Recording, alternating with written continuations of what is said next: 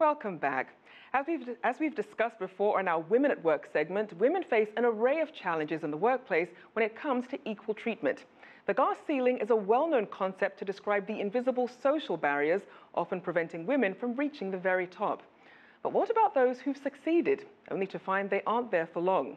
New research shows many women reach the top management positions when a company is in crisis, exposing their reputations to serious risk. Shraysi Tandon reports. When a struggling organization hires a female executive to lead, she inherits a crisis. When this happens, a woman executive faces especially tough challenges. And when the mission at hand is too hard to accomplish, she can be forced out and replaced with a white male executive. And that's what researchers at PricewaterhouseCoopers call a glass cliff.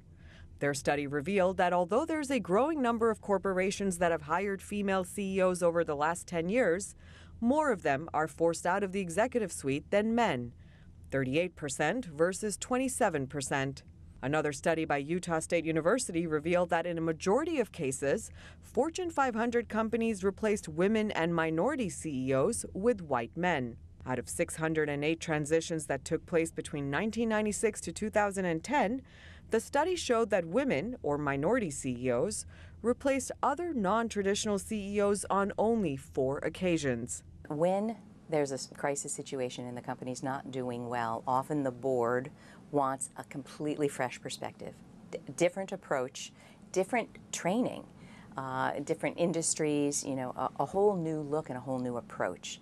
And so they'll often go to the non-traditional CEOs, women or people of color.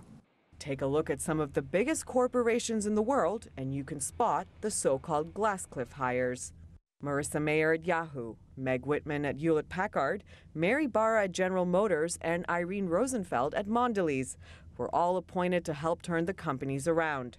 While all of them have kept their lucrative positions, other female CEOs haven't been so lucky. Former Yahoo CEO Carol Bartz, former head of Merrill Lynch Smith Barney Sally Krawcheck, former co-president of Morgan Stanley Zoe Cruz, former Avon CEO Andrea Jung, and former Reddit interim CEO Ellen Pao have all been described as executives who fell off the glass cliff.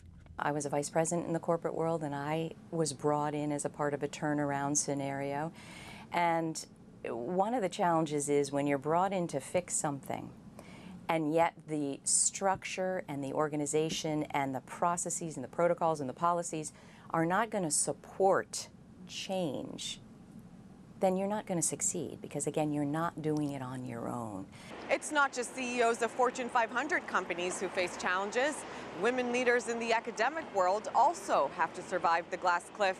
In fact, up until the 1970s, women weren't even allowed to attend most Ivy League schools. But today, over half the Ivy Leagues are run by women.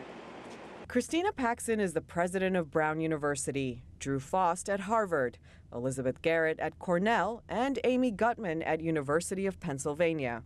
Some of the research shows that it will take till 2085 until there's gender parity in leadership. Another study said 2040. That's the year where incoming CEOs, a third of them will be women. My work with women, I have to say, I think it's going to take longer than that. While many female academic leaders were appointed on merit and not necessarily to turn their institutions around, the pressure to stay at the top and avoid the cliff is as prevalent on campus as it is in a corner office. Shraysi Tandon, CCTV, New York.